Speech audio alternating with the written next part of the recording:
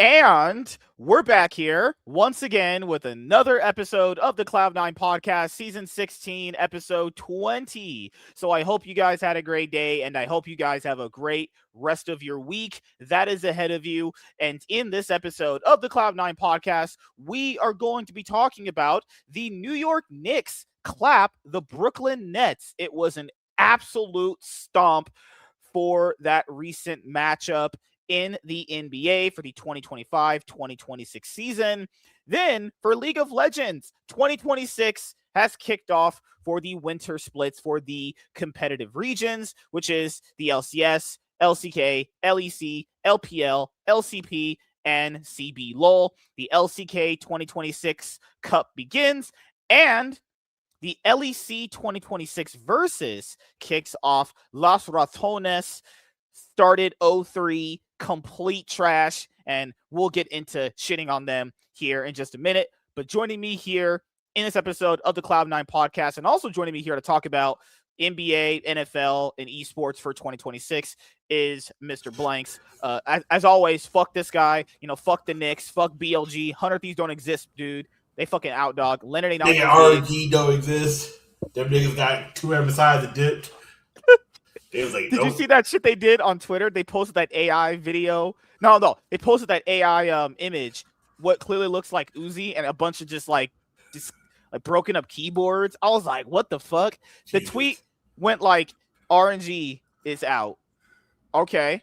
Not even like a thank you to any of the players that helped the org win. Nothing. Just an AI generated image of Uzi not fat, and they're just gone.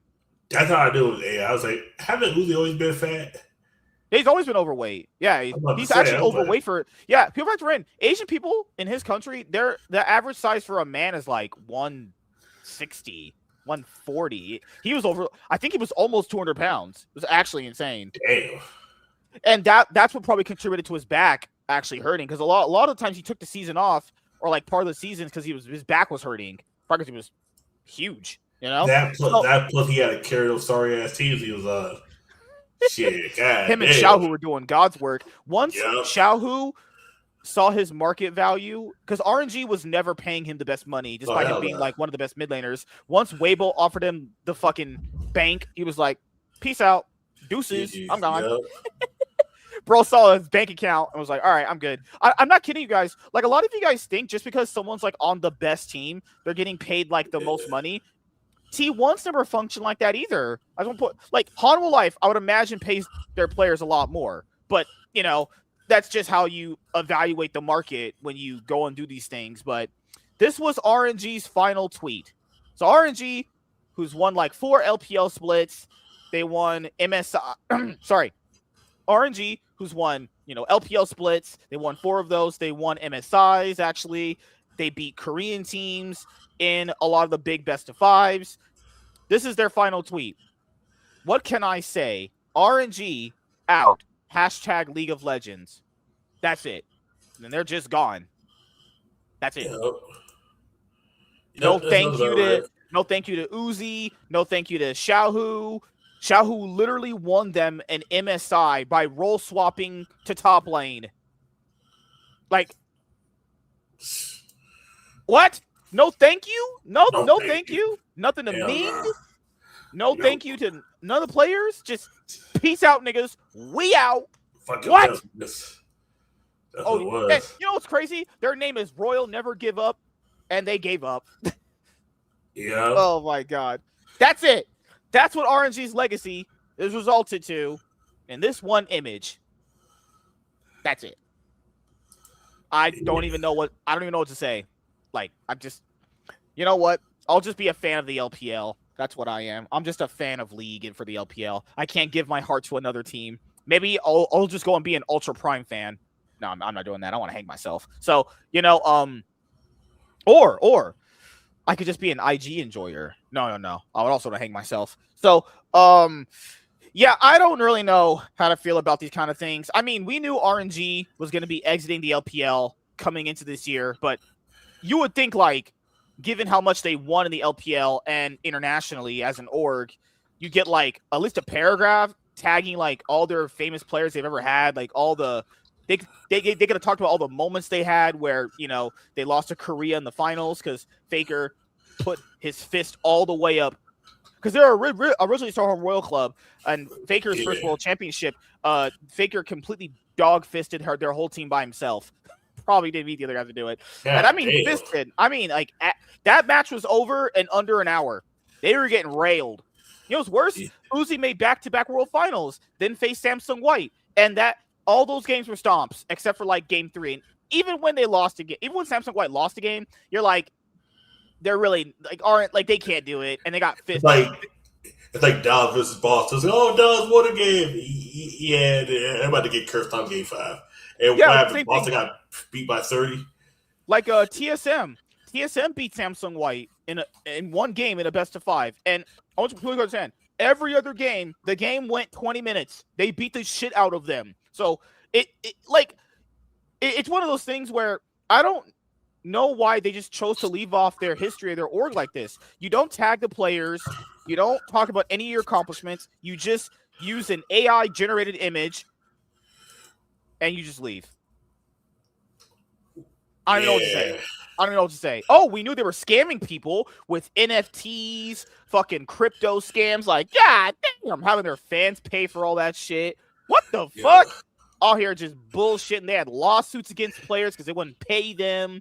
That's why Uzi and like MLXG and a lot of other players didn't want to play for them because they weren't getting paid. Oh my God. Just so much bullshit and turmoil with this org. But, they were one of the very first orgs that I was constantly following until they won, and then they won a lot, and then now they're just gone, just like my dad. So they really are black, honestly. But my dad was white, so, So, yeah, RNG is gone. So, yeah, it's going to be weird because, like, you can't replace this kind of legacy in League. Like, if the San Francisco 49ers guys left the NFL, you can't just replace that. You just can't. Like, I get some of these fans might be obnoxious, like Raider fans, Dolphin fans, Cowboy fans, but you do kind of need that. You do kind of need big fan bases like that have these crazy lunatics in there.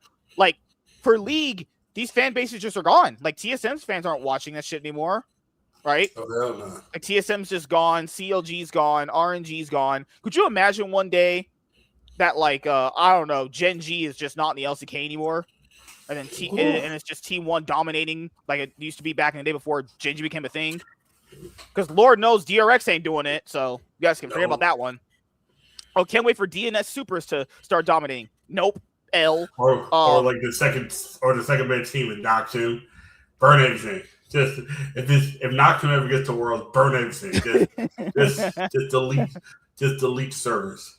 I will say Hanwha Life should have actually picked up Scout in the offseason instead of Zeka. I think they made a mistake keeping Zeka. The problem with Hanwha Life that I've run into is even when they got Gumayusi, like we had talked about in the offseason, and like when I talked about this with James when we did a tier the tier list, I don't know if Guma specifically helps their team like that. Like I don't think they needed an AD carry change. The problem with their team was the fact that Peanut was very inconsistent in his last year. Zeka had not been playing good literally since after first stand. He's been pretty much just very, very bad, very inconsistent. Delight doesn't seem to synergize very well with Viper. He also does not synergize very well with Gumayusi either. So it's not the ADC. Delight is just not synergizing with these guys. Yeah. And now they brought in Kanavi. Kanavi himself was good in the regular season of most of his LPL splits. I always thought this guy's pretty overrated, but he's like a regular season merchant. And it looks like right now he's playing. Hey, at least James Harden actually scores. Kanavi is getting like, and keep in mind, I know guys, it's week 1. I understand, but Kanavi as a player was playing in the LPL for like the last 5 years, and he's just been farming the LPL junglers. You come into the LCK, competence is a little bit tougher. So I don't know what Hanwha Life's going to look like toward the end of the LCK Cup for 2026, but it's looking like, hey, we're just going to replace a star player with another star player. Yeah, that doesn't – you understand then? You can always do that, but it doesn't change their core problems. Their core problems are still there. They have an inconsistent mid-jungle. Zeus is good in the top lane. He lacks direction when he doesn't really understand what the gameplay is of the team. He seems to be just like, oh, I can carry, but you only can do so much as a top laner, you know? Yeah. And T1, good lord. People thought, oh, they probably, I still think they should have got rid of Doran, but I guess it doesn't matter anymore because T1 and Genji just kind of run shit. This is kind of like a mafia thing. Genji and T1 just run shit, and everyone else just kind of is like playing my question debatably is, for fourth. Who are they got rid of Doran for? Would you get rid of him for Rich? Nah. I think Rich had the better upside, but I don't know. Rich Unless you're going to open the bank for the Shy, which is not going to happen. Hell nah. The Shy would not join the he wants to beat T1. You know what's crazy? There's no way the Shy would ever play with Faker. I could. Oh hell the no. The meltdowns would be glorious. Oh no. He's an overpaid version of. I thought you were going to say it was a glory hole. Holy shit.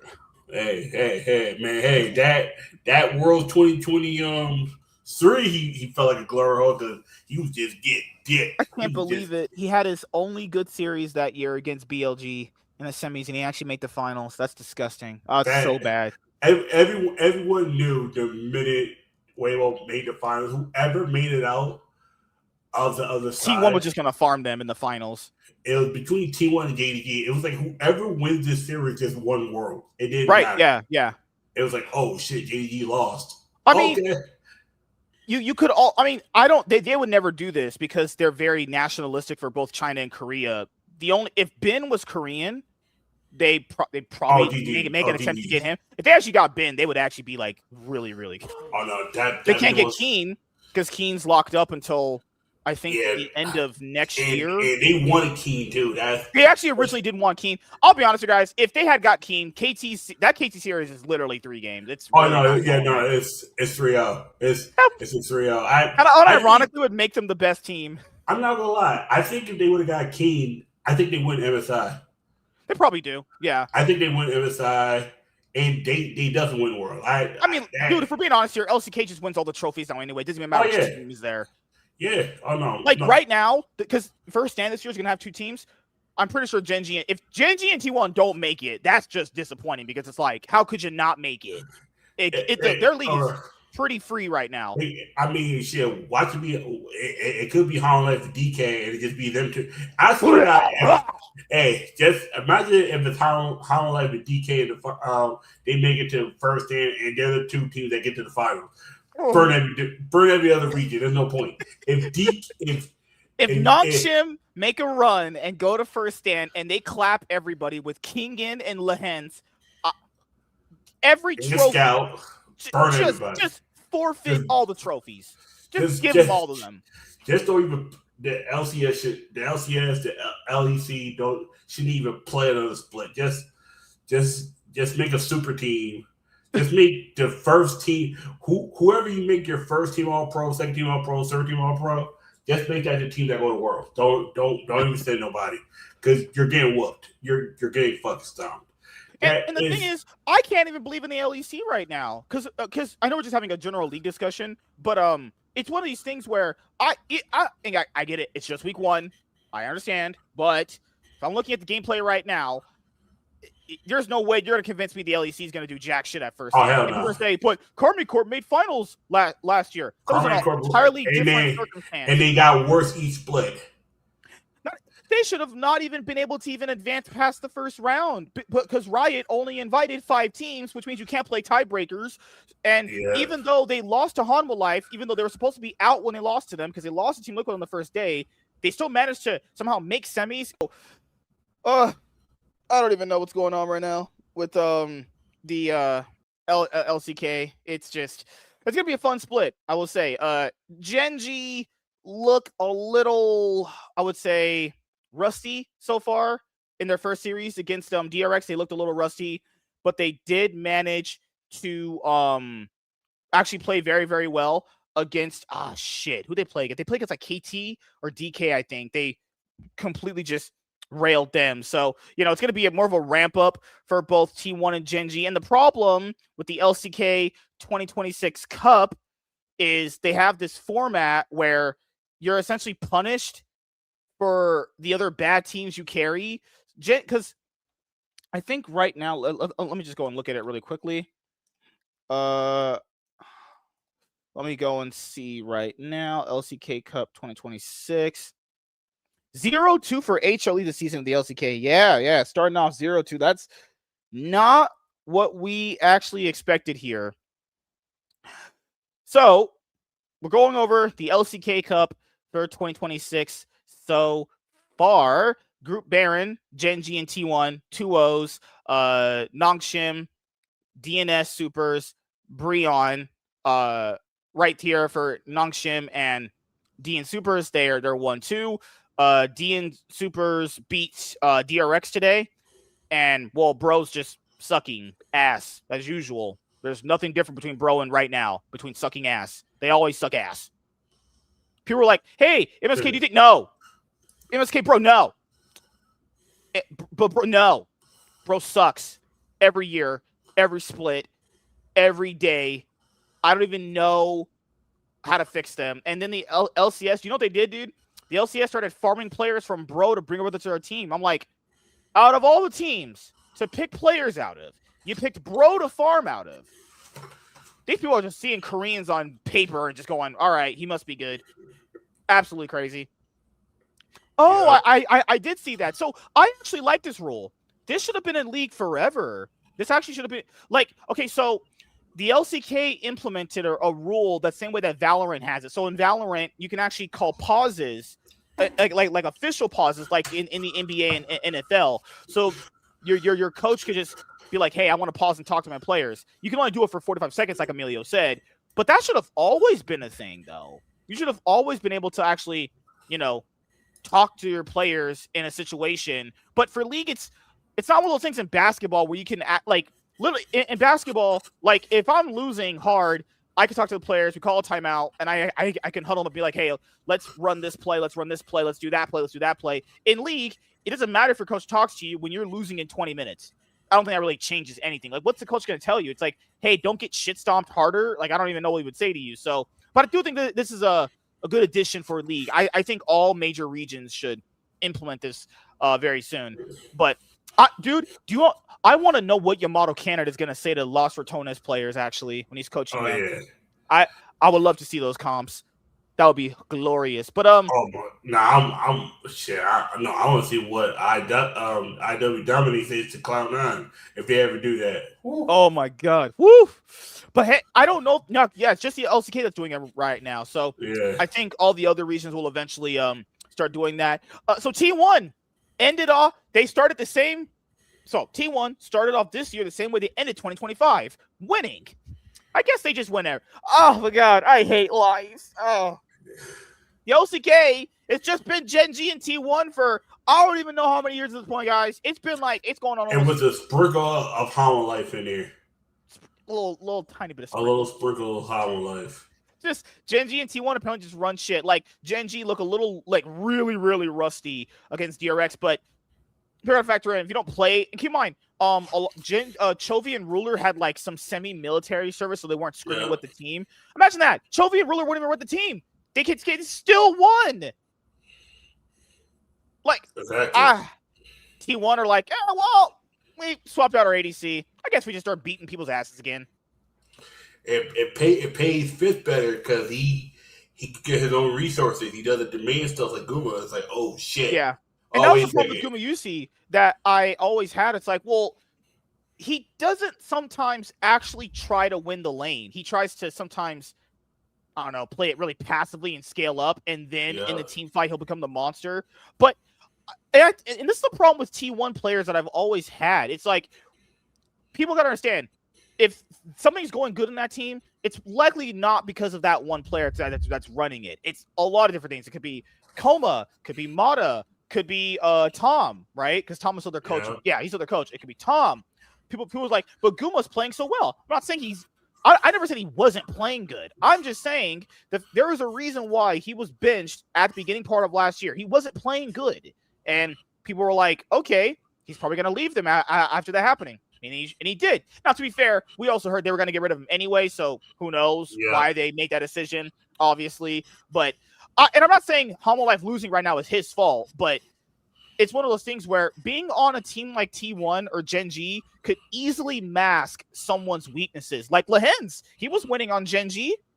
was winning a lot on Gen G, winning every regular season game, laughing his ass up, going to MSIs, winning trophies. Where's Lehens now? On Nongshim, still sucking ass. Kingen was with DRX when they won, right? Kingen is on Nongshim, straight up sucking donkey ass. You know, I'm just pointing out, being on orgs like T1 and Gen G can kind of mask someone's like weaknesses. I guarantee you right now, if Duro, and I think Duro's actually not that bad, but if Duro played on like Breon, he can't make that team work, guys.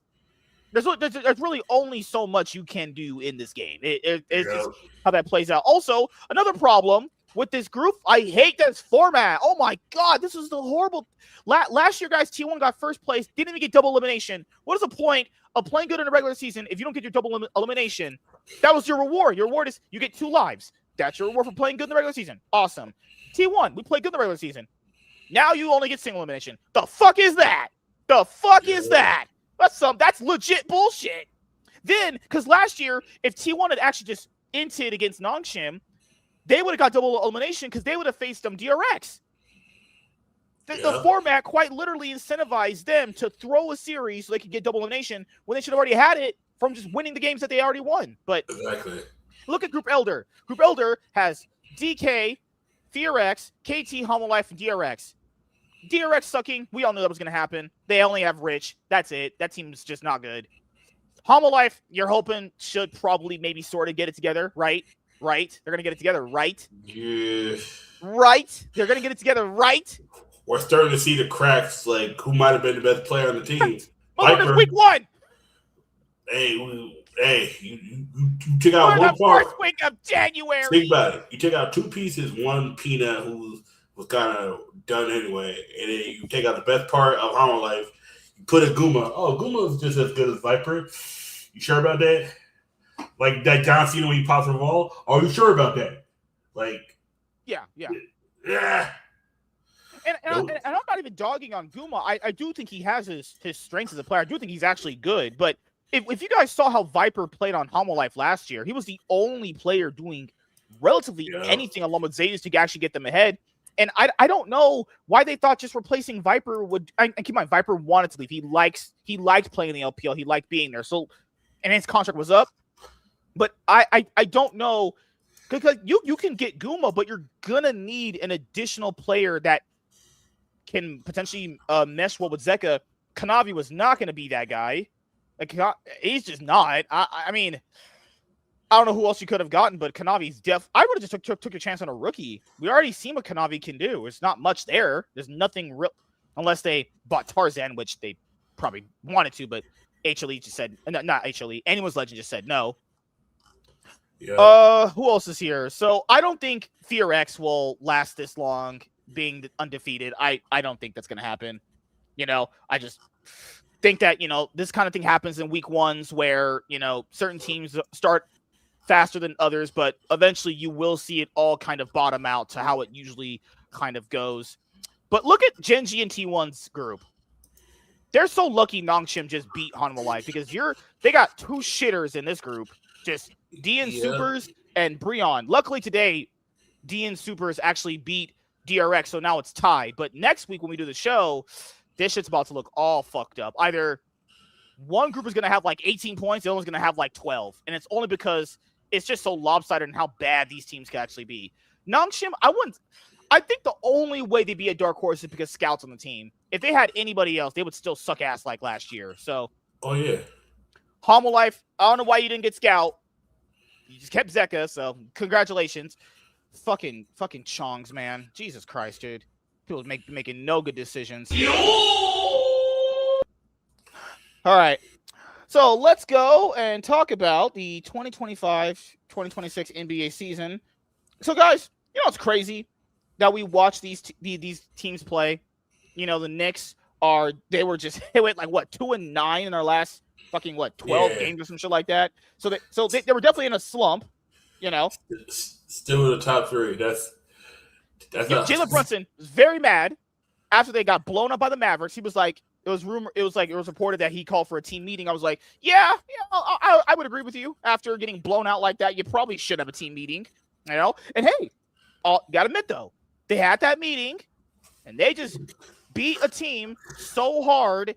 They at one point in like the second quarter, they had like it was like 56. Nets had like 26 points, guys. It was disgusting. So I'll be honest, I don't know what happened in this team meeting.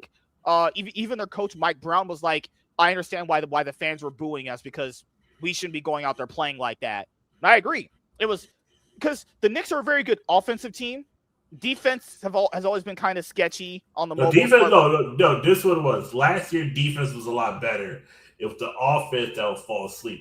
Now it's the opposite. They have the offense now, but you take the identity of your coach.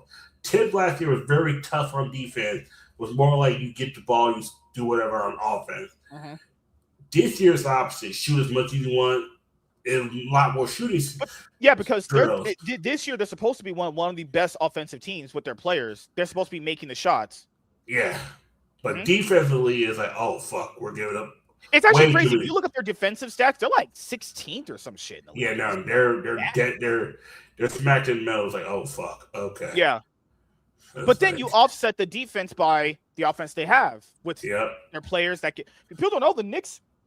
Players have the most corner threes in the league. They actually have. That's actually something that the players can do very well. It's just, but keep in mind, I've seen this happen so many times in league too. It's like you win that kind of a tournament, you just go through a slump, or you keep your high up, and then you kind of falter at a single point.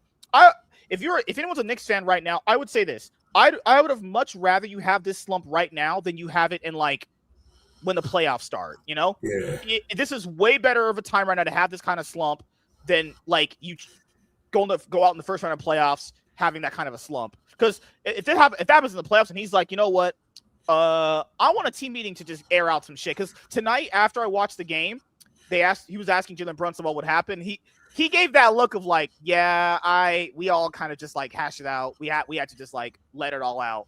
Because I didn't blame them for losing to the Sixers after that Cup game because that was just some bullshit on like traveling and everything. That's fine. Yeah.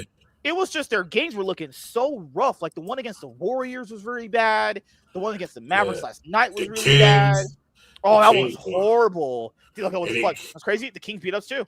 Also blowout fashion too. Yeah. So, like, I understand where Jalen's coming from. They should not be playing like that. Even if you're in a slump, though. Like, some of these games were disgusting. I can see why Knicks fans were angry. They were losing by like 50. One of the games they lost by like 35 points. It's like, come on, man. You guys aren't that bad. That's not that horrible. You're not the fucking Wizards or the fucking Pacers. Like, come on, you play a little better than that. So, no, you can tell that after they had that meeting, if they probably had it like last night before this game happened today, there was definitely a switch. Like, hey, let's kind of clean up our act. You know, they did play a lot more cleaner today. I'm not taking away the win. What I'm saying is like the Nets are not good. So it's like one of those like, okay, you use this to build your confidence back. Now you start winning again.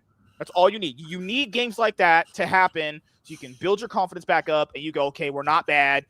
We're just kind of in our own heads and let's just kind of push it through. I think a big problem that their team had was Karl-Anthony Towns. Like he'll be dribbling the ball and like he's obviously their big defender, right? He'll shoot threes. No one's under the basket defending that. So it's going to be an instant ball for the enemy team. It's like, it's a problem. He can be very hit or miss sometimes, but he is a good big man when he can play very good. But it seems like the game plan was just kind of off for them. But hey, congratulations to the fucking Brooklyn Nets being the first team of the 2020s to score less than 70. I want you to see how bad that is. Yeah. The whole game is making threes. They only scored 70. Their best player, Michael Porter Jr., only scored 12. Yep. 12 points, and it's that part. Their efficiency was bad.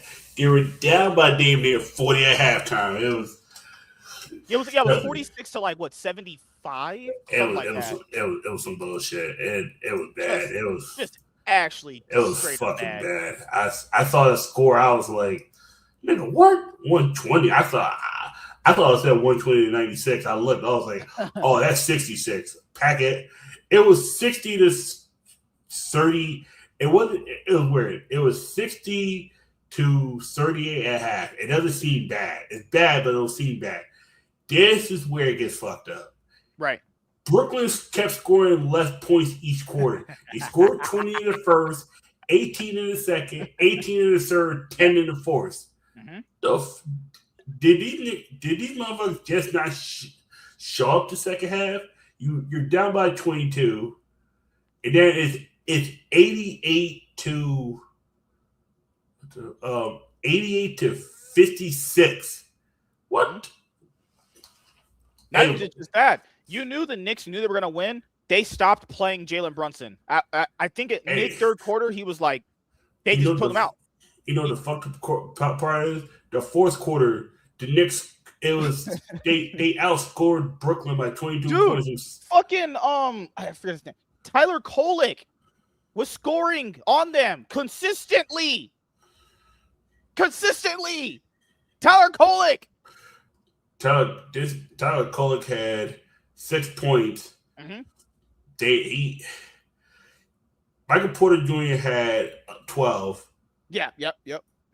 And then the second, Cam Thomas had 5.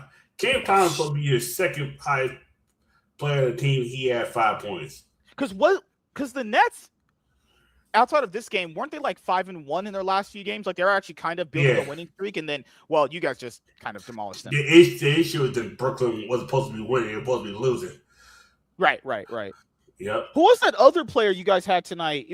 He came out. He was playing good too. I forgot his fucking name. Landry Shamet. Yeah. Landry Shamet came out. He was playing very good. Like at a single point, they didn't even play Josh Hart or Jalen Brunson because you didn't need to. They only had 25 minutes with 11 points. They didn't need to do much. Jalen Brunson and OG were the only two that played. OG only scored 5 points in 30 minutes. That's concerning. But like Jalen Brunson only scoring 20 points in 31 minutes, it's like, okay. He wasn't as efficient as he usually is, but Landry. Yeah, he's also been injured too. I think another big reason why the Knicks were losing in that massive losing streak they had was Jalen Brunson. He got hit. He's like landed on his knee or some shit wrong. He was out for a couple of games. I think Karl-Anthony Towns is out for a couple of games. Josh Hart was out for a couple of games. So like I could understand being out for a couple of games because they're injuries. Like that's fine. But it's like Landry was 3 for 3 from 3-pointers. It was packing up tonight. Miles McBride had 14 points in 20 minutes. Like, imagine having 19 minutes and you score 0 points. Like some of these niggas was garbage. 25 minutes, 6 points. Michael Porter only scored 12 points in 26 minutes. That's their best player. He scored 12 points. The whole Brooklyn team need to be fired ASAP. Like Terrence Mann, the guy who's really the starting point guard in the Clippers a couple of years ago, had 11 minutes and 2 points. Nick Claxton was supposed to be your starting player. What are your starting players? This nigga had this motherfucker had 23 minutes and 4 points. Delete everybody. If you guys don't believe it, that's your score line. 66 120. They got that's not I just lost by a few points. That's not like this was like kind of close. This was like a women's college football basketball team. Oh my god, I gotta show you the clip earlier where they're talking about, yo, can we just delete some of the college women's basketball teams? Every time I turn around, these motherfuckers be losing by 50, 60 points. That's what this shit look. This look like. Look at this. The fourth quarter. Look at this. 10 points scored in the fourth quarter. And those weren't even. That was 1 3-point shot, and all them shits were in the key. You know the sad part. There was a player that scored more than the whole Brooklyn Nets team in this fourth quarter.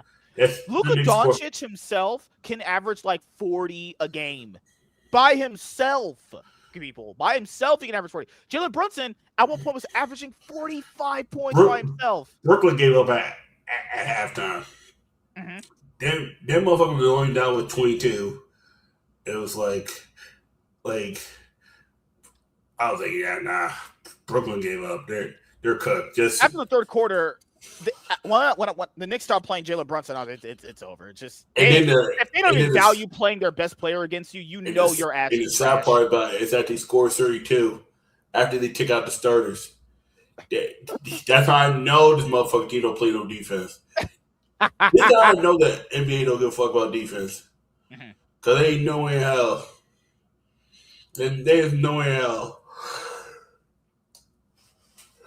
Brooklyn should have lost by this. Yeah, Josh Hart. He played. He had 11 points. An OB 5. Yeah, Karl Anthony Towns, he had 14. Jalen Brunson had 20. Michael Bridges 11. Yeah. So who gets clowned on by Tyler Kolek, bro? 6 points in 10 minutes. I don't know why he's not playing more minutes. What's the most disgusting part? Tyler Kolek had almost just as many points as the best scoring player on the Nets. Miles McBride didn't play that long. Miles McBride had 19 points in 10. Look, the best one right here. Muhammad had 7 points in 8 minutes. That's as much as Brooklyn had in the whole quarter. Get the fuck out. Nigga cooked the whole team. Landry Shamet had 18. I want you to understand how big of a blowout this is. This is the biggest blowout in the 2020s for the NBA. You gotta back to how many games was played in the regular season? How many playoff games? This is tied. You remember the the game last year with the OKC and Grizzlies.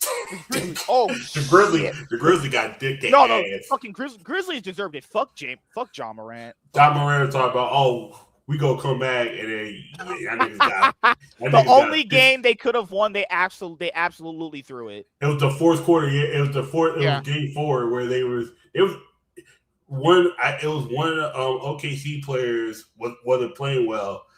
Ja goes down with the injury. It was still up, and Memphis was up like 25 at half, and then just threw the whole game away. I was like, damn, fire everybody. And fuck the part about they fired their coach right before the end of the season. And everyone on the team should have been traded the minute they got eliminated. Mm-hmm. That was Milk Toast says, has moving to New York changed the fortunes of the Nets at all? Hell no. It made it worse. They should have stayed in New Jersey. Because JD's like, Brooklyn's going to take over New York. JD just taking another L like usual. Nigga, shut the fuck up. No, it wasn't Jay-Z. Well, wasn't it Rihanna? She had that song in New York. Was that one? Yeah, it was Jay-Z. Yeah, you're right. Yeah, it wasn't Jay-Z. Yeah. No, Jay-Z. Nick. What's crazy is the Nets ain't done shit in New York, and recently, the Knicks recently have done more than the Nets have done in how many years? Like the biggest thing about the Nets I remember that happened for their org was that drama they had with KD and shit like that. Wait, and when they traded all those players for them old ass niggas from Boston. Didn't they also remember if I'm wrong? Didn't at one point they have Jalen Brunson? Not Jalen Brunson. Nah. Oh my god. Fucking hell. James Harden. Yeah, James Harden, Kawhi, Kyrie Irving, and KD. Holy shit! How do you fumble those people? Because them niggas only played 16 games together. Because Kyrie was always injured. KD missed the whole year, and James Harden was like, he came halfway through the season, played. Somebody else got injured. They missed the Easter final by. I just don't understand how you can fumble players like that. It actually takes skill to fumble players like that. But their ownership dog shit. Oh yeah, This is the same ownership that I can't even blame KD for leaving the Nets like that. It's like, come on, that one you can't blame him for. You got to, but he should have never left Golden State the way he did. He should have taken $54 million, stayed there while he was injured, and then left. Nigga.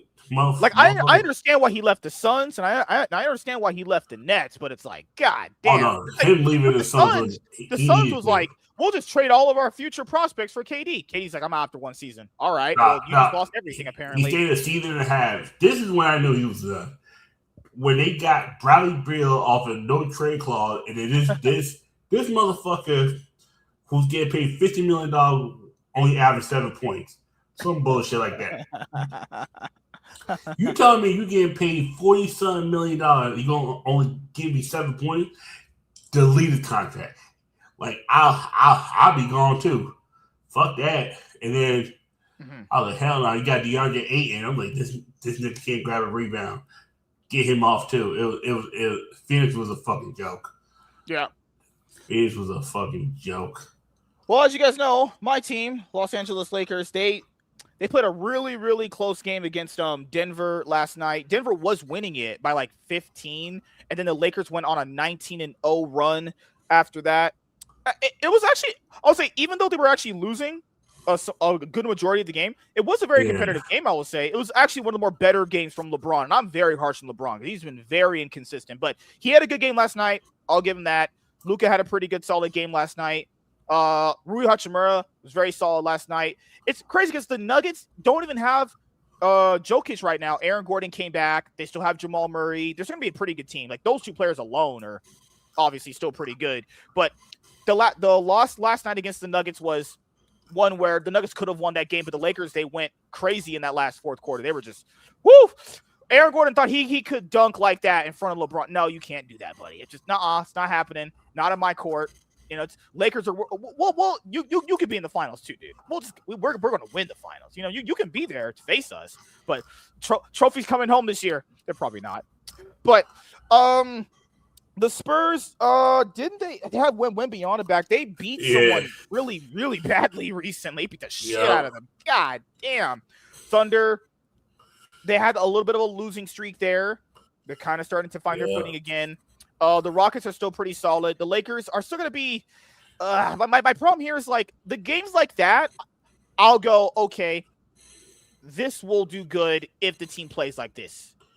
I don't know if it's just not a consistent thing I can look forward to. Like, literally, they got blown out by fucking Sacramento one of the nights ago. Just getting fisted in the ass. They still don't have Austin Reeves, so that still fucking sucks. But a night like Denver will look pretty good from Lakers. Then they'll play against the Kings, and they'll just look like ass. So I have no idea what happens with some of these fucking teams anymore. Just the West is so up and down. They lost to the fucking we lost to the Trailblazers. God damn. They just beat the Raptors. So, like, I think the Lakers right now are like, every game, they win one and lose one, win one and lose one. They lost to the Hornets game. Don't know about that one. God. That was, fucking hell, man. Jesus Christ. So, yeah, fifth seed is solid currently right now only because all the teams are pretty neck and neck outside of Thunder. The Thunder are pretty much way higher, further place because they've won 37 games and shit. They have one more game to give. And the season, so they can have that, so they can beat the record for the Golden State Warriors back in the day. Speaking of the Warriors, Jimmy Butler is out for the rest of the season. He tore his ACL, so he's out. And they have to play Jonathan Kuminga, right? Steve Kerr didn't want to play him, but hey, Jimmy's out, so I guess you're gonna have to play Jonathan Kuminga. So you know, and what's crazy is he doesn't even want to be there. That is so awkward. I don't really like being here. Can you play, please? Sure. But the thing is, Steve Kerr didn't want him there, and now it's like, oh fuck, I need you. Shit. Imagine the irony of that: a white man going back to a black man. It all comes full circle, guys. I generally don't know. See, the thing is, people said they should trade Curry. They're never going to do that, guys. It's never going to happen. They trade Curry, they're irrelevant. That's just the reality of the situation. You trade Curry, you're irrelevant. You're quite literally, you're probably down here with the Kings and Pelicans.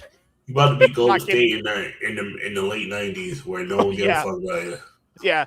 If Steph Curry ever chooses to find somewhere else to go to, or he gets traded, or retire. If he retires or goes to another team, they're not trading him willingly. That'll never happen. Oh, hell no.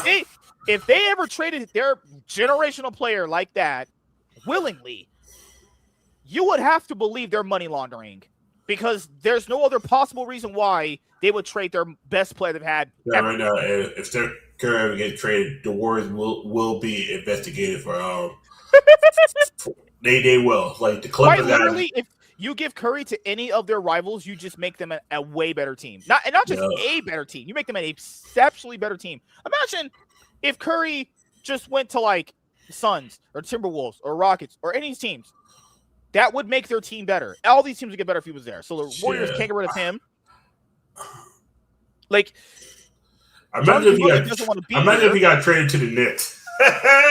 Delete that. You guys don't deserve him. Fuck you. You know the fucked up part of we actually wanted to draft him, but he got drafted one pick before we could have got to him.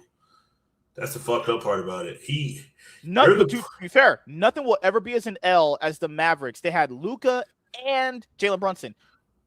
Probably two of the best generational shooters right now currently. They have them both. Oh, just understand. They had both Jalen Brunson and Luka on their team. They had them both. How do you fumble that? You let one go because you didn't want to pay him the amount, even though he was asking for less. You look at Jalen Brunson and go, you know what? You're actually not worth the money.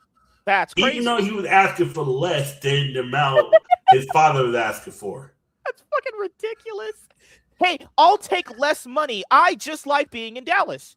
He wanted 450. No. He wanted 4 for 52, and I think they was willing to give him 3 for 50. He said no. He wanted that fourth year guaranteed. Right. Because that way you can get the max amount of money even if you are injured. Or it was 4. I think it was 4 for 72. It was 4 for 64. It was 4 years for Son. And then the Knicks go, oh, we're gonna pay you 4 years, $100 million. Nigga, what? Why are we paying him $100 million? He don't even want that much. To be fair, looking back at it now, it's like, okay. Yes, but it's like, because I remember reading about that.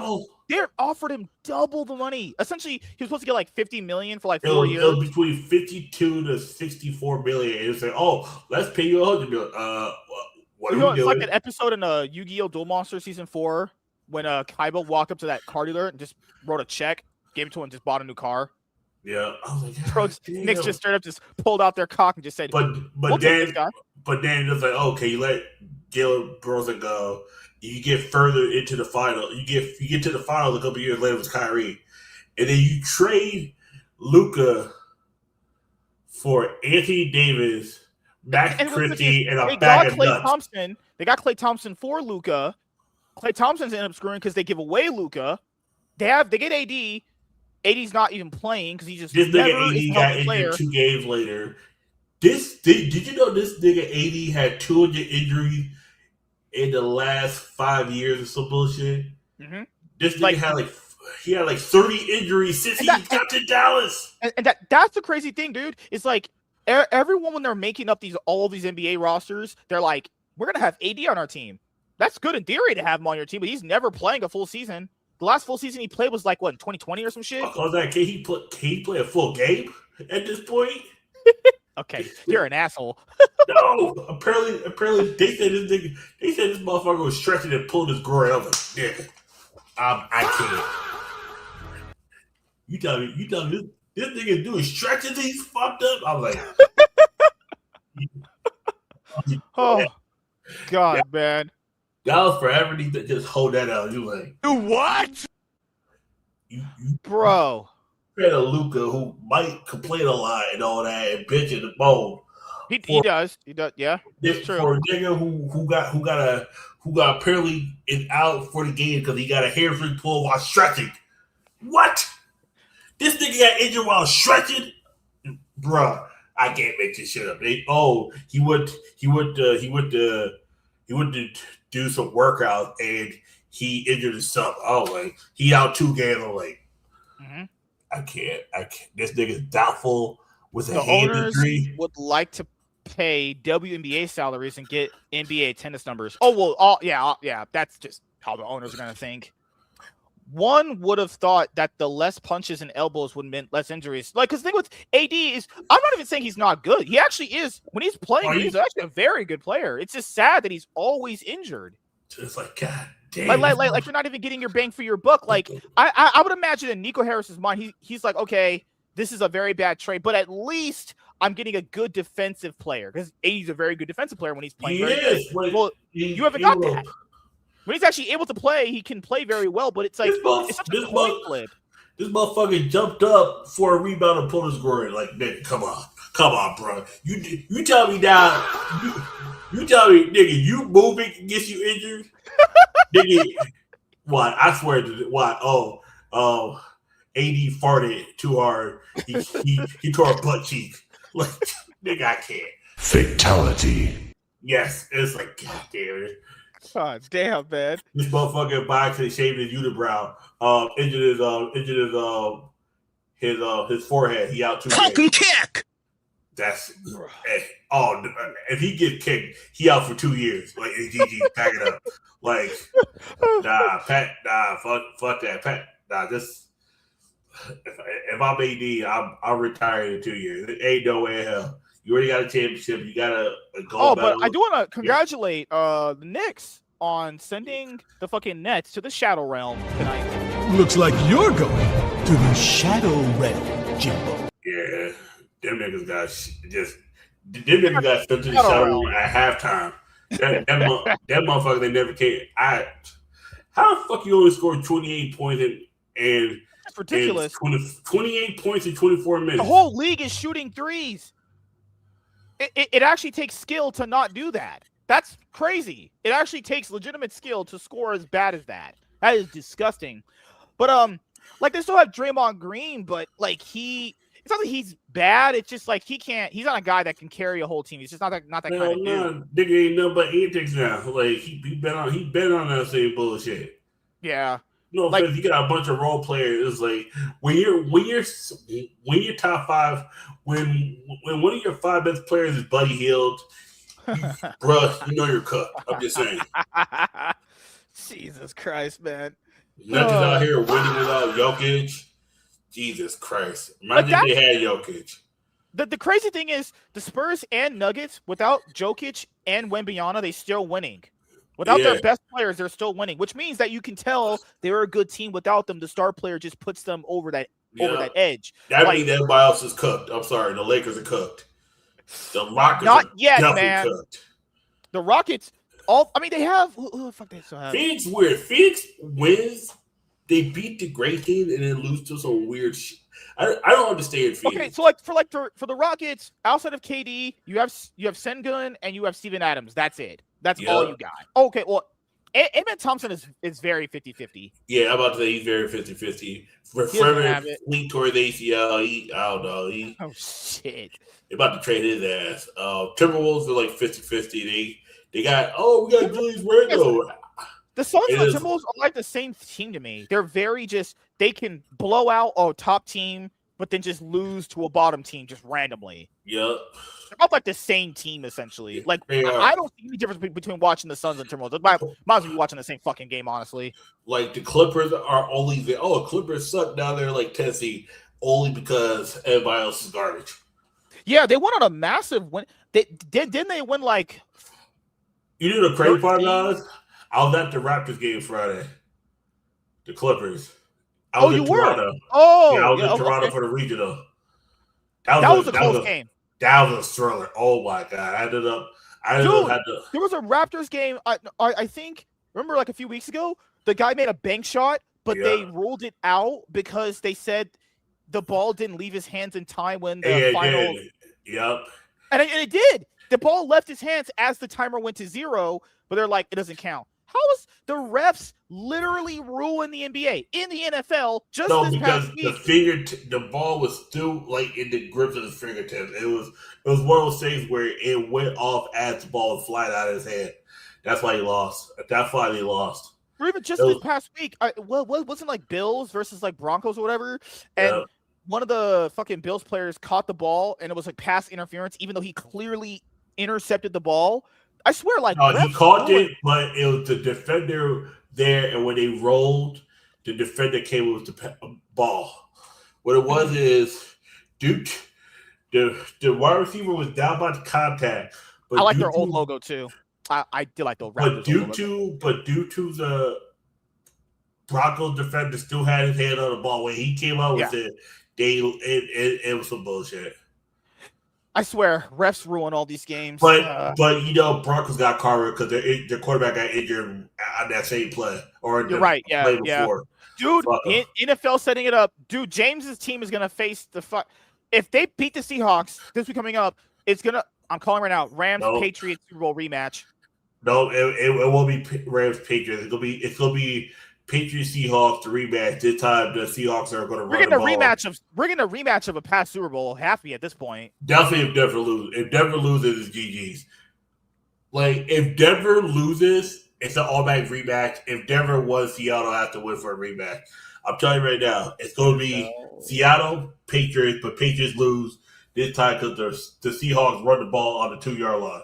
How was James' team almost lost? You almost lost to the fucking Bears. No, fuck all that. Them niggas almost lost to the Pacers. Like, fuck all that. Them niggas almost lost to Carolina. Almost lost to the Bears. What is going on? No, Bears are a good team. No, the Rams almost lost to the Panthers, nigga. You're right. Yeah, you're right. Yeah. Very, very close game. In the wild card round. Crazy. That was some bullshit. The Panthers are What's crazy is the Bears, I'm not saying they're a bad team, but in this game, the odds were still on the Packers to win given their win history against them. And the Bears won this one. That was because of Aaron Rodgers. I feel so bad. Like, what can Josh Allen do? I don't even know what Josh Allen can do. People are like, well, you're not good. As you Les turnovers for first thing. But less turnovers because he had 2 fumbles and 2 picks. Yeah, I think his thing is he needs better wide receivers. Like, I don't even know what, like, because people are like, well, Josh Allen's bad. It's like, dude, you sit on a couch, not you. You people sit on your couch, jerking yourselves off, buying OnlyFans subscriptions. I think I will not take opinions from stupid nerds. Like, Jesus Christ. Y'all out here beating off to Sophie Rain when porn is free. I can watch a Bella Danger get her asshole wide blown out.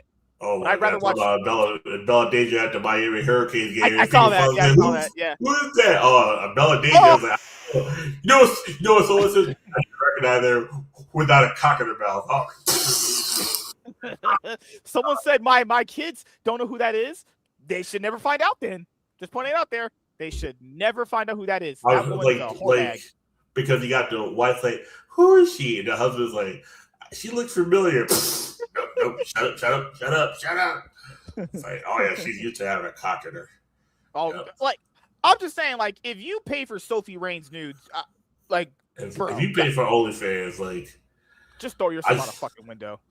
I just waited for the leaks of a Lily just butt naked twerking.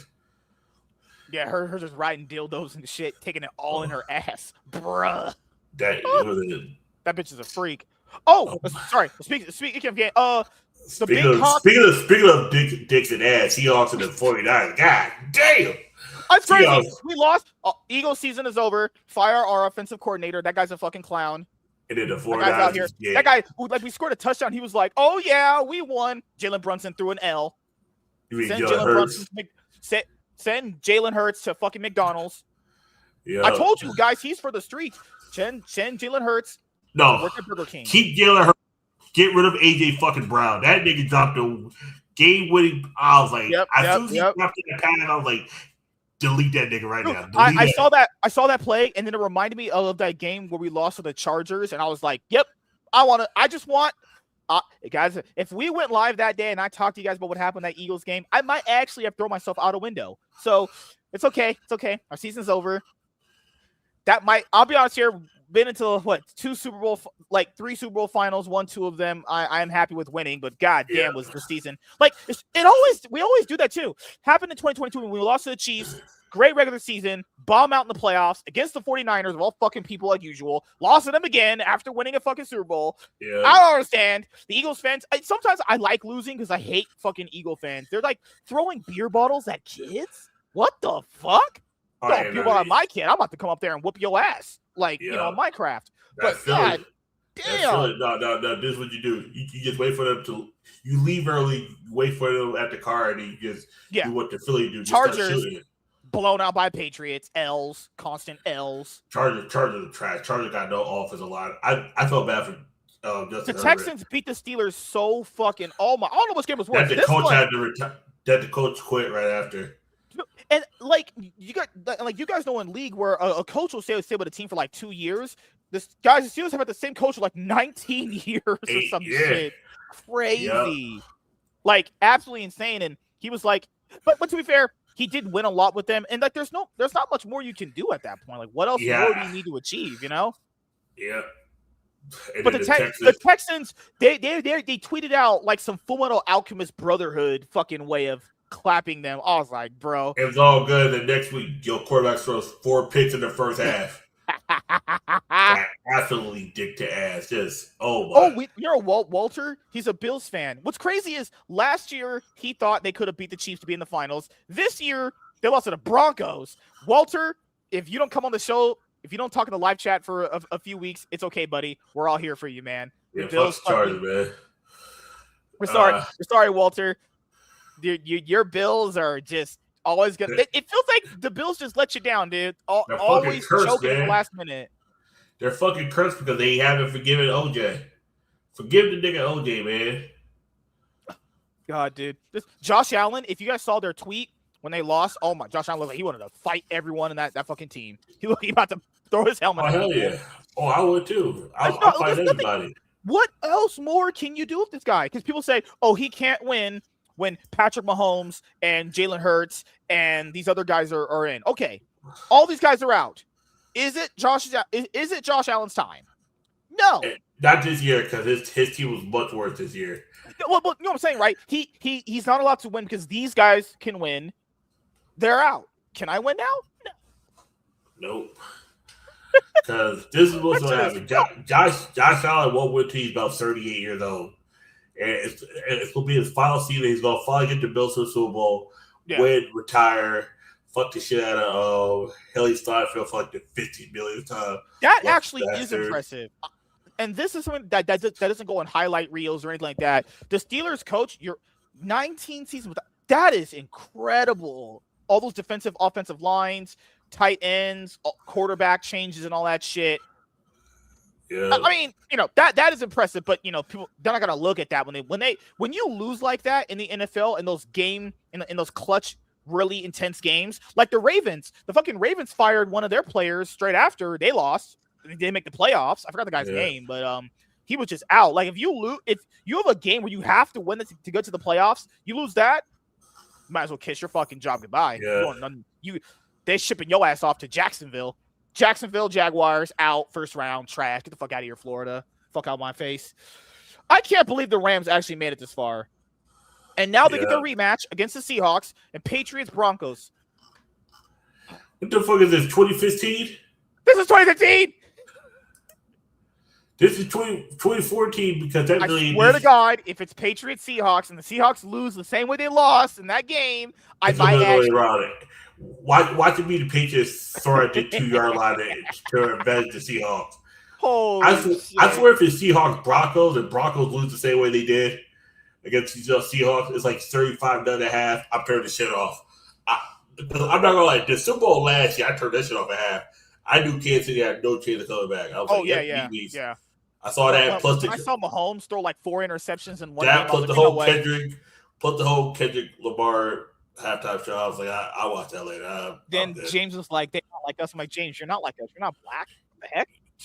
Yeah, but it's like and Kendrick. Anna was talking about that dude named Milton. Like, who the fuck is Milton? I was like, bitch. The fuck crack you on, bitch? I was like, who the fuck is Milton? I was saying some freaky shit. I was like, hey, can me and Chaz give you some double stuffed Oreo? Like, bruh. My God. Oh, you're just wilding out. Oh my God. But now we're down to 4 teams, both on Sunday. These are your semifinals. Then we're gonna be in the finals. Patriots, Broncos, Rams, Seahawks.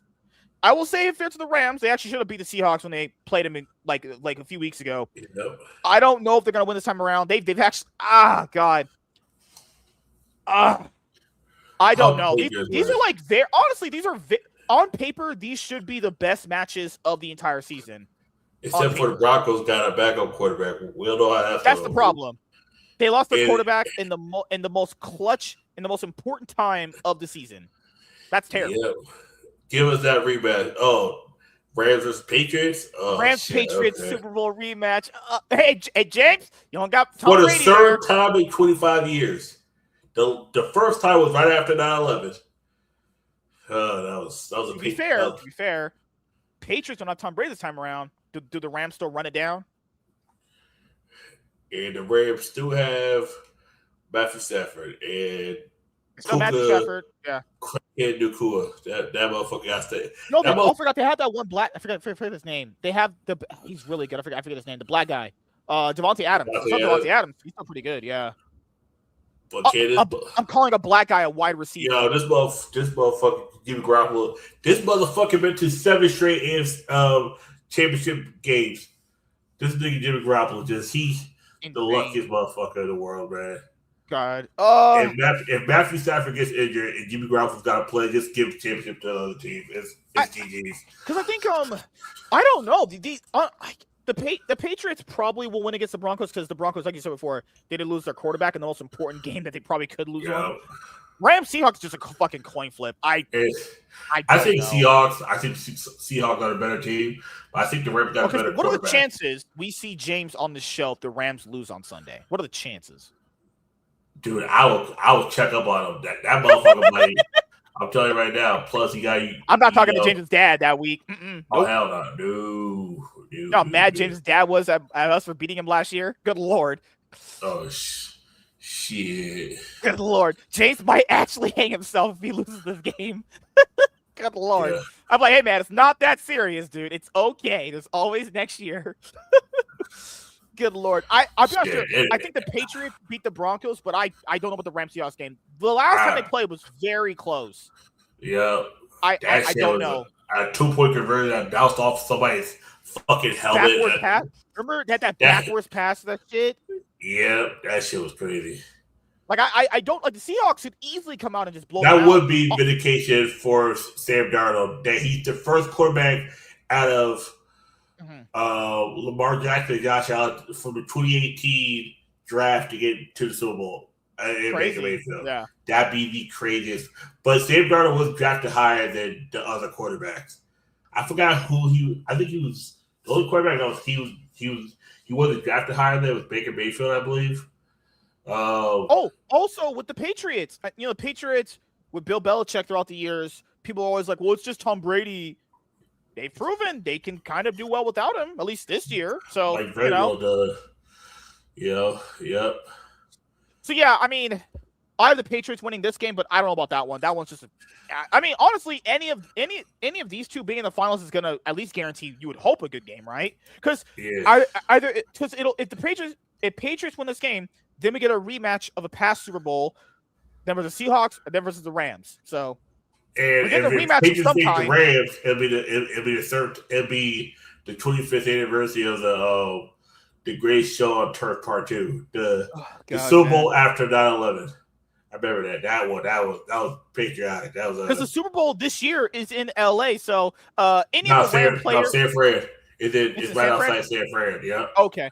I'm just saying right now, any of you Ram players, you probably don't want to go outside if you lose this game. Probably just stay in your hotels for a couple of days. Just let it cool down. Yeah. Don't go out. Just play out here. People in California are insane, actually. Yeah. So yeah, football season's almost over, and check on Walter. He might be getting the rope right now after his team lost again. Yeah, it was heartbreaking fashion again.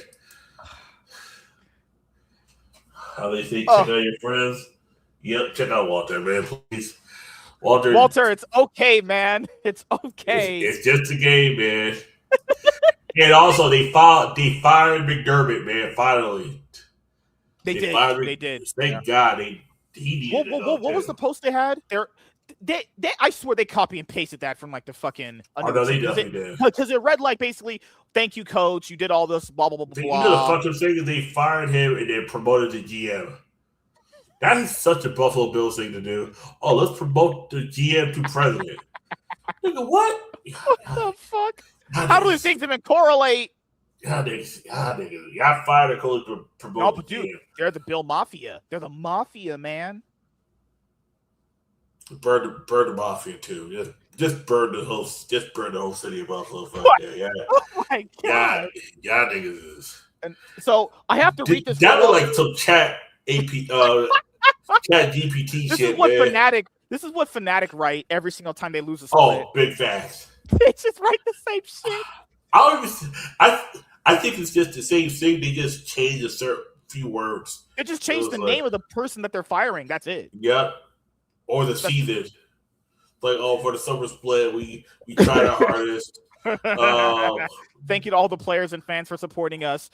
We like to say thank you, Humidor and all that, and Oscar. And they were very pivotal to us being successful. Yeah.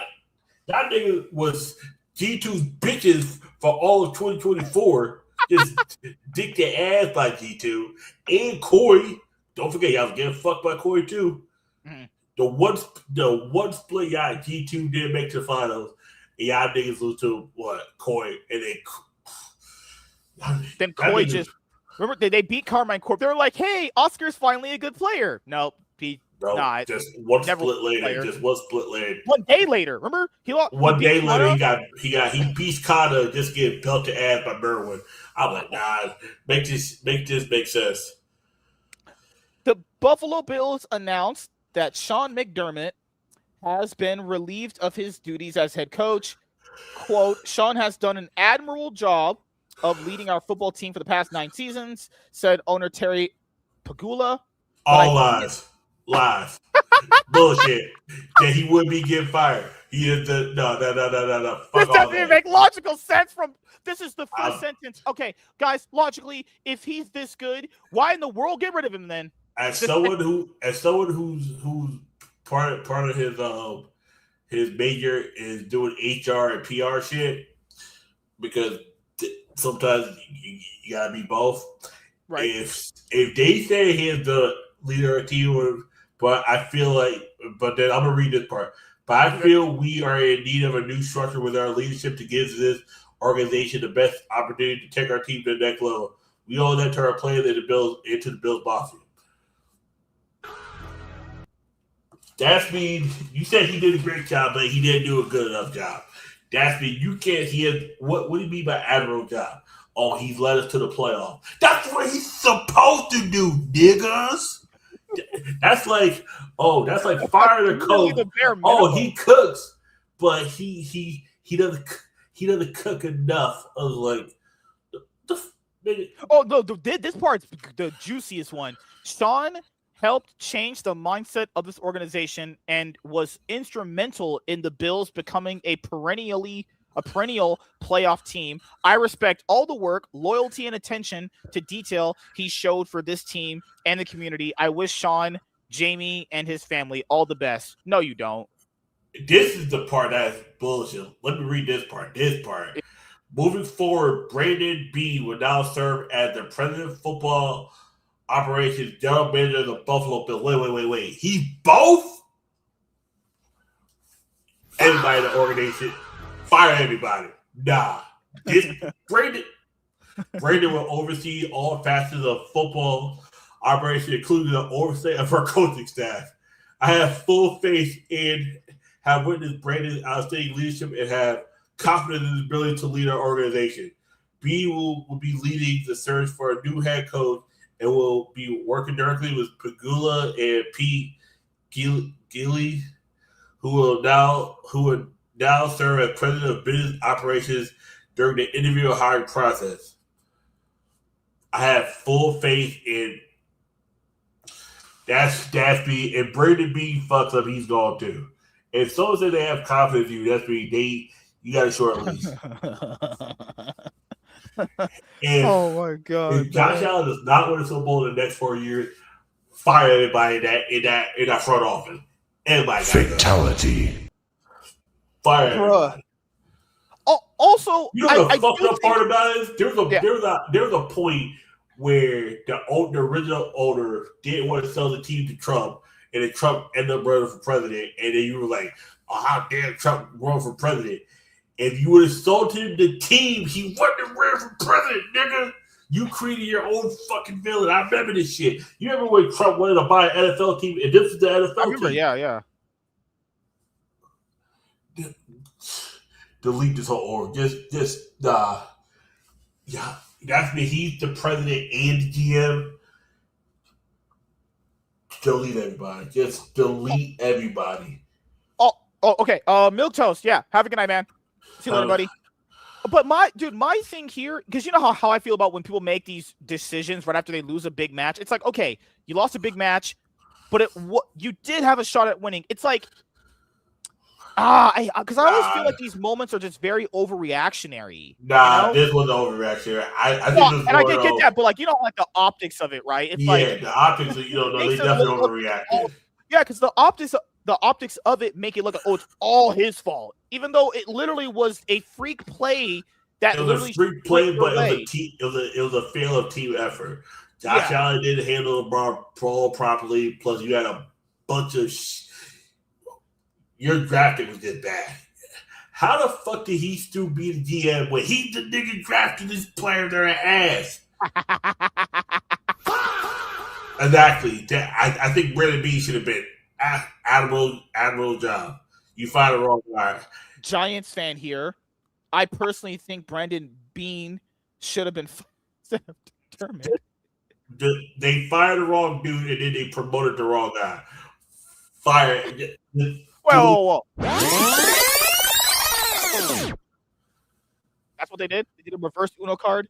Bruh. Yes, they fired the wrong guy and then promoted the wrong guy. Fire everybody. Imagine firing someone because your quarterback had 4 turnovers and cost you the game. Imagine also getting fired because your quarterback also turns the ball over in big moments. Imagine also getting fired because the refs always cost you the season. God damn, this motherfucker cooked. The loss was more out. The loss was more on Allen than the coach, but good luck, I guess. It was, but I'm gonna tell you why. That defense at the end was also bullshit, and the refs were also bull. But this right here, Bill's unreal. Bean just killing the head coach took all the blame for him not being able to draft or make a Super Bowl winning roster. That is facts. You drafted a wide receiver that couldn't fucking catch. You drafted a running back that can't hold the goddamn ball. You had Stephon Diggs who couldn't stop sticking his dick in pussy. Like Stephon Diggs was out here he's fucking Cardi B and cheating her at the same time. Cardi B can't choose the right man. She choose number her niggas and then wonder why they cheat on her. Also, Cardi B's on OnlyFans. That bitch is cooked. Thank you, like, you keep hiring hood, you keep fucking hood niggas and wonder why they hood niggas. You keep getting ratchet dick. Because wait a minute, if he's supposed to be this great head coach, wouldn't it be a mistake to give him to one of your rivals, competitors? Wouldn't that be stupid? Wouldn't that be a bad idea, logically speaking? Yep. All right. Nobody remembers that the Bills got screwed, and they all want to know who the next Bills coach is. Incredible PR job and clean up by the NFL National Fraud League. Yep. Oh my God. Bills better be right here, make the right decision, and things will be great. But the wrong one probably ends the Josh Allen era. If I'm Josh Allen, I'm getting the fuck out of Buffalo. Because it feels like it's just a recurring thing at this point now. Every year we're saying this. It's like he gets very far, can't get over the hump, and then it's the same thing every single year at this point. It's like, but I think this year was worse because there's no other quarterback that was better than him. The ones that always were beating him, they're not there. Yeah. You feel like it could have been in your year, yeah. And it's like, goddamn, no Mahomes, no Lamar, no Joe Burrow. And you still can't get to the championship? Yep, delete it. Sean did a hell of a job despite the outcomes. And if it was me, I would fire both of them. I don't think Sean McDermott was good anymore for the team. But imagine firing your head coach because your quarterback blew a gimme Super Bowl run. I don't think it was gimme, but it should have been a lot easier. Josh Allen made it a lot harder for himself, and he ended up getting fucked. But, yeah, I'm not saying Josh Allen played perfect, but Brandon B should have been fired though. He got to like shit the last 3 years. Keon Coleman is trash. I'm sorry. Keeping Beanie and firing McDermott is going to be one of the biggest mistakes in the modern NFL landscape and will damage us for a decade plus. I agree. I agree. I think if I'm Josh Allen, I go to the Jets. Talk about a scapegoat. Who's been the quarterback all this time? Good QBs get you to the playoffs. Great quarterbacks win Super Bowls. I mean, okay. Not always. No. Yeah, that's right. All right, I guess. No. Great quarterbacks put the team on their backs and will them to win when it counts the most. I mean, this is such a weird casual take. Like, just because a quarterback won a Super Bowl does not mean he was actually playing the best. People, I don't understand that. My whole for two of his Super Bowls was not the best. The only Super Bowl he was really good at that he won was the just one against San Fran, right? Yeah, the first one. That was the first one. The Eagles one was luck and some refs also bullshit. The second San Fran one, he played all right, but he he got stuck. That was also because the defense sacked their quarterback on that final play, which pretty much Yep. guaranteed the Chiefs were going to win. Fucking Yep. hell. Is this all on Allen? No, but he is a big part of the reason why they haven't won a Super Bowl. Yeah, but the problem here, whenever people bring that argument up, you get rid of him, who you get. That's not just that. It's like, do you want to take that risk now? Is it all his fault? But like the coach is always going to get fired because they're the ones leading the team. So, Yep. All right, let's go and talk about the LEC 2026 versus. So the LEC is kicked off, and guess what, guys? Las Ratones sucks ass. Pretty sure that wasn't going to be. I'm surprised. People are surprised that Las Ratones sucks ass. I thought they was going to win a game. I thought they was going to be Core Blue, and when they lost so badly, I was like, oh yeah. Mm-mm. Fuck no. Oh, because remember, we didn't get a chance to do a tier list for this, and the reason why I would say they weren't going to be better than Carmen Core Blue. Who was the team that beat them in their final EMA split? It was Carmen Core Blue. Yep. It was Carmen Core Blue. And what's crazy is, do you remember all those VODs I would send you about Las Ratones? Yeah.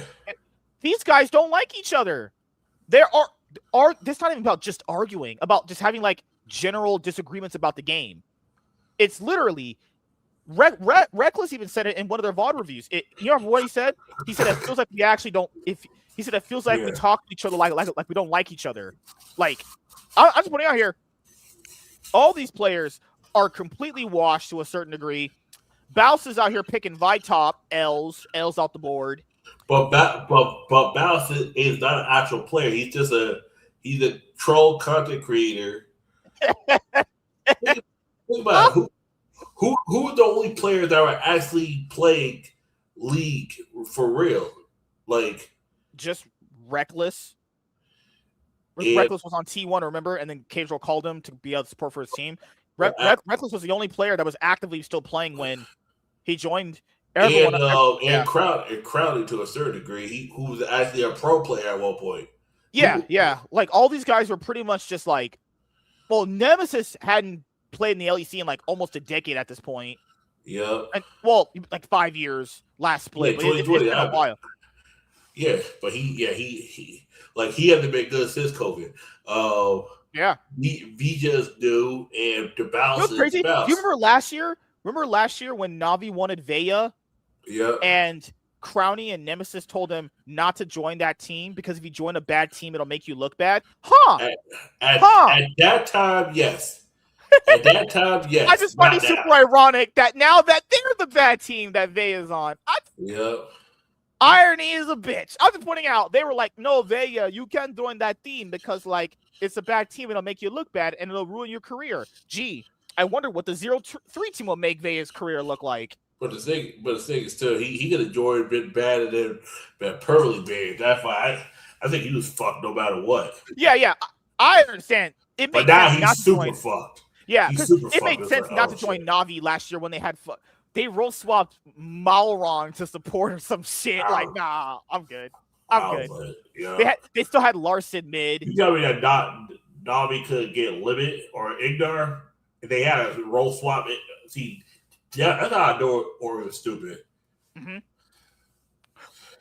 So Las Ratones, like, Bouse is. I told people that style that he plays, people are not going to fall for that. They're not going to do it in the LEC because it is just a gimmicky, cheesy style that cannot work in pro play. It just won't.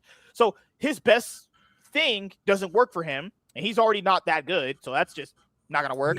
Veya's new to the LEC. Dude looks like he's never jungled his entire life. You know, there was a game he played where he was 3 levels down. He was 3 levels down. He was getting ass fucked in one of these games. Just, bro looked like he never even jungled his entire life. Then Nemesis is, I don't know. It was, to me, I feel like he doesn't care. He's just going like, it is what it is. I don't care. That's why I get the feeling from him. Crowny and Reckless are just too passive of a bot lane, honestly. Like, Reckless played a Braum game, guys, and he went 0-0-0. Oh, hell no. As a Braum, you die. I'm not even saying to be a dick. As a Braum, you go in and die. You tank all the damage.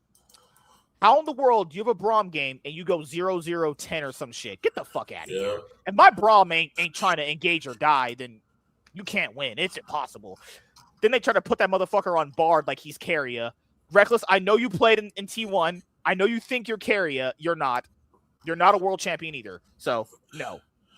I mean, I don't know. I mean, technically, he played a few games where he should be counted as a world champion, but I guess he's their sprint partner.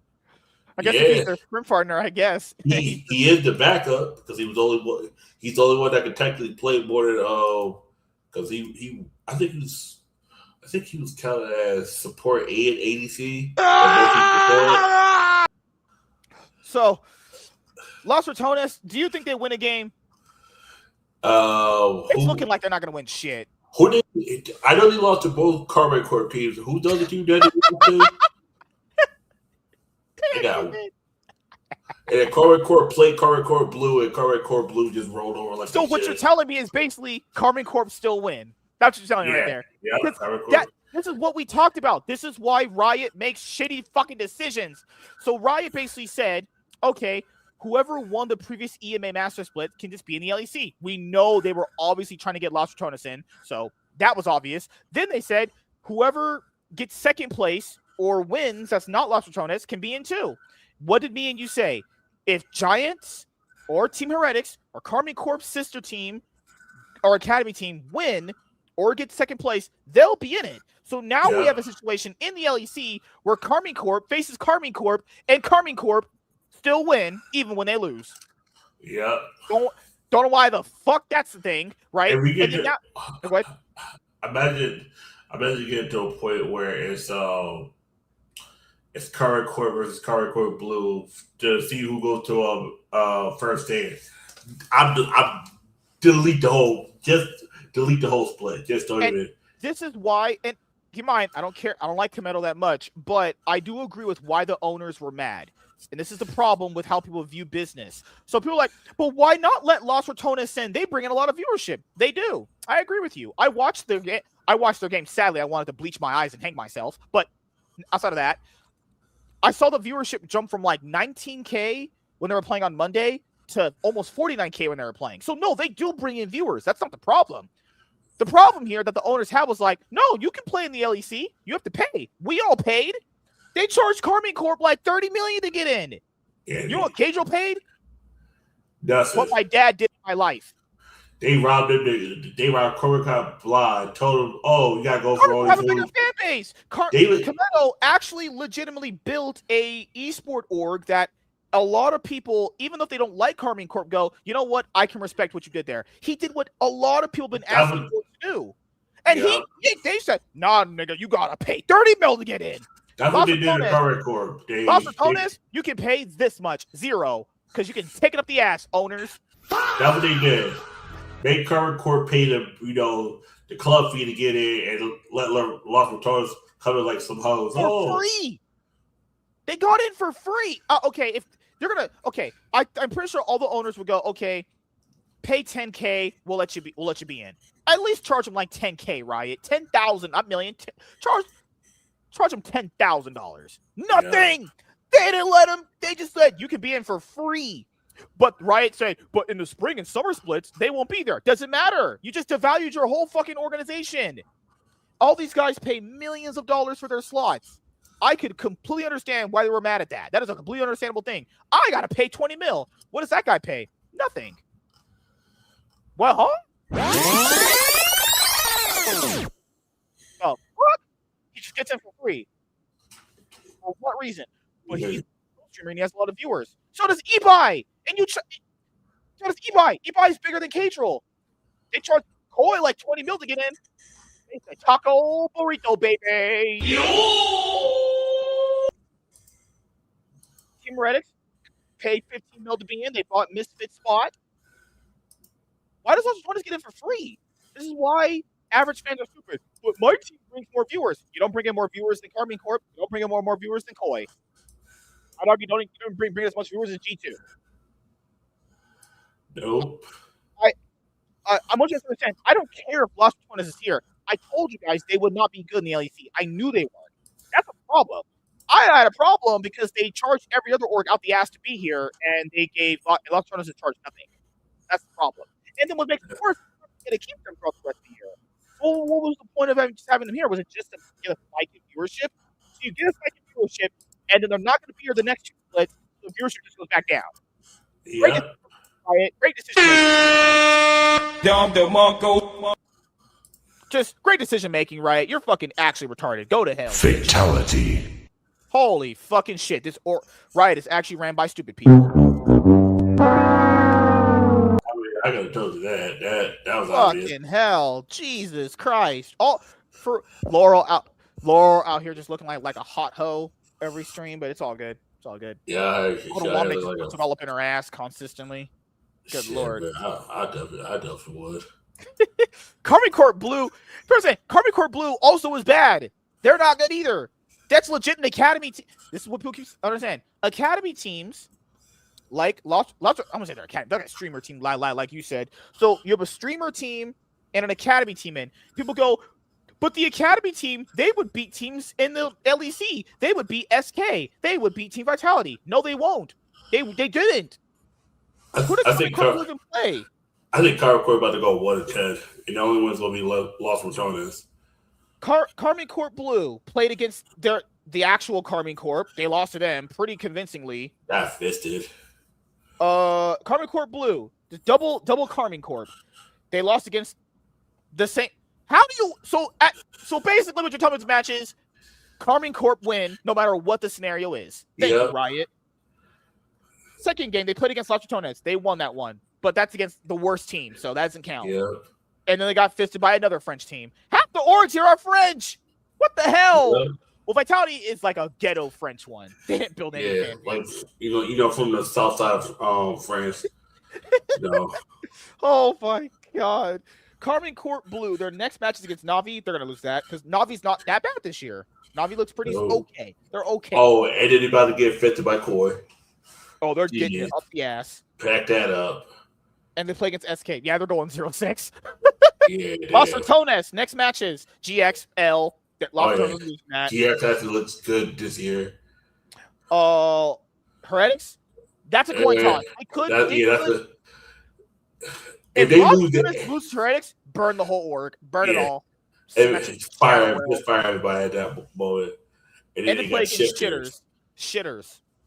Just, if they lose to the shifters, just delete everything. The team that I'm the most disappointed in right now. Me too. Like the SK gaming game looked good, but this happens every split for G2 in the regular season. They always start kind of rough, then kind of get it together toward the very end.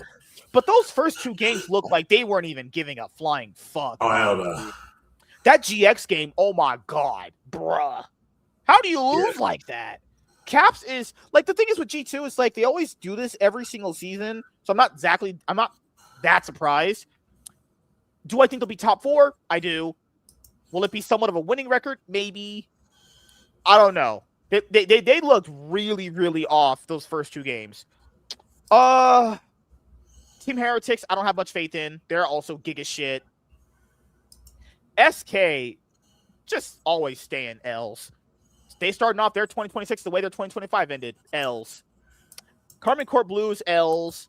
Because, like, this is the problem that, because I remember that guy we used to talk to, Sean. Remember how he used to always say, well, if you add just 2 more teams, it'll look a lot more competitive. We're like, no, dude. It'll just be the same shit. You just have more shittier teams. That's what it's going to look like. Shitters should have beaten Giant. Remember that backdoor game they had? On the Nexus, they throw that game. And then Shifters should actually kind of be 3-0, but they threw that game against GX. Who does Shifters take place of again? They beat... No. What team were they before? That was BDS, remember? Oh my god, I forgot about BDS. Damn, they went to Shifters? This logo is terrible. What is this? That look like a wrecked butthole. That looked like a validated butthole after 15 cocks. Oh god. Come again. Yeah, they did. Come again. Oh shit. Movie star Koi, that draft. I want to show you guys what they drafted. I want to show you guys what they drafted in this game. This They was got the stuff. They got the Koi stuff. should be one of, if not the best teams. Look Yeah. at this draft.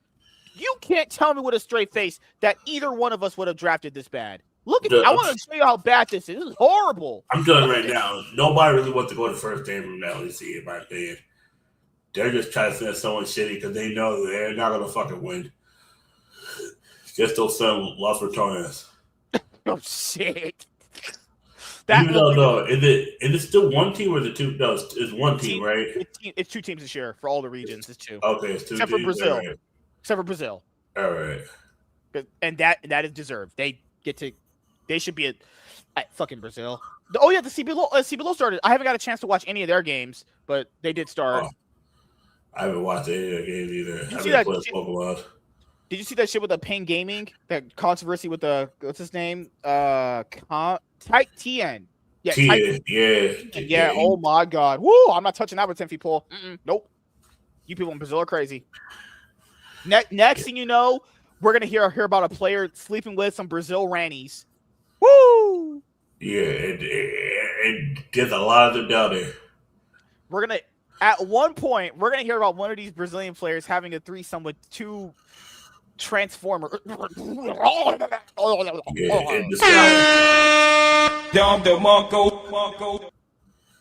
Bruh, look at this draft. I want James to watch this and tell me that's good. Look at this draft from Koi. Tell me with a straight face that's good. It looks good on paper, but it's like this whole draft is bad. First, they drafted Sivir and Nautilus against Varus Nico. That's an L. That's automatically just a complete they're just straight up losers from that alone. That is a complete giga stomp in the bot lane, just matchup wise. Then Cassiopeia against Azir can go 50-50. It can be a coin toss, so that's fine. They got Mbessa. That's their best champion they got for the draft was Mbessa jungle because that's really, really good and the strong in this patch. And they let Vi beat the fuck out of it. And they had Aurora versus Rumble, which is a complete mismatch for Rumble. Yeah. Why did they draft Sivir and Varus? Why would you do that? Yeah, that was bad. Throw that bot lane in the trash. Oh, God. Flash over the wall, still died. Just got the duck. Just got ducked. Good Lord. Oh, movie.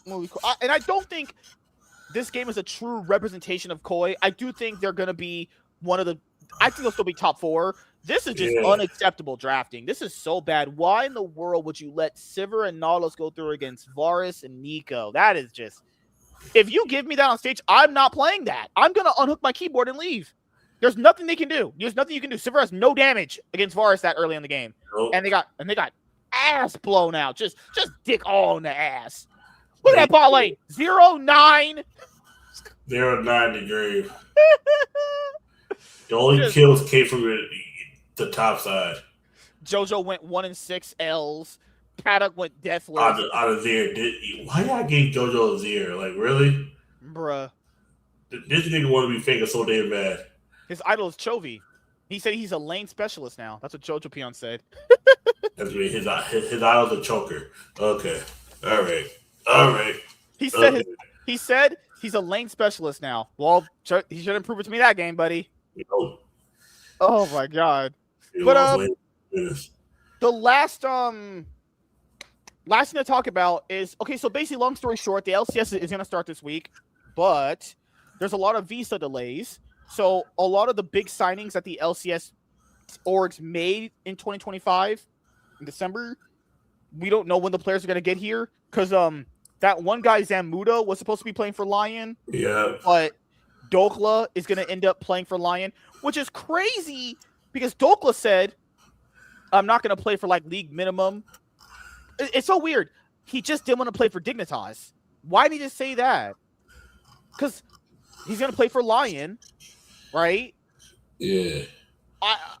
Lion didn't do that much better than Dig this past season. What's crazy is because Lion were the other team he could have chose to be on along with the 100 Thieves, remember? And what did I say? Yeah. He should have just went to Lion and you would have a guaranteed spot for next year. But he ended up on Lion anyway. I don't know how that even works. But So just keep in mind, guys, a lot of these orgs that sign these big players might not actually get them the first 2 weeks, and which is going to be brutal because lock-in is going to be a different kind of, I would say, a pretty more streamlined competitive format than last year. Remember last year, the winter format, it was horrible. Oh my God, the LTA format last year was so bad. All of them were horrible. All of them were trash. So, yeah, Dokla's going to be on Lion. Who knows if that's going to make them better? Who knows, honestly. But, yeah, that's pretty much it. We covered pretty much everything. Any other league thing you want to talk about, or NBA thing, NFL thing? Yeah, was it half of Dig had visa issues? I'm like, God damn, Dig got to take more L's. Just okay. What's our team supposed to be without the visa issues? Let me see. Because you know what? That we'll do. We haven't a chance to do it.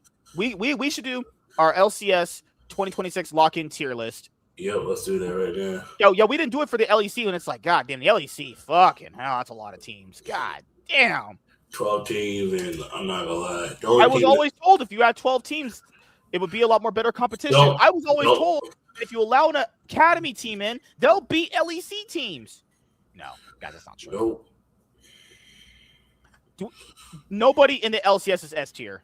I'm deleting this. Oh yeah. Ain't no one S tier in this dog shit ass region. Edit tier. Edit tier name? What the fuck? Just not putting no one there. I just want one in S tier. Just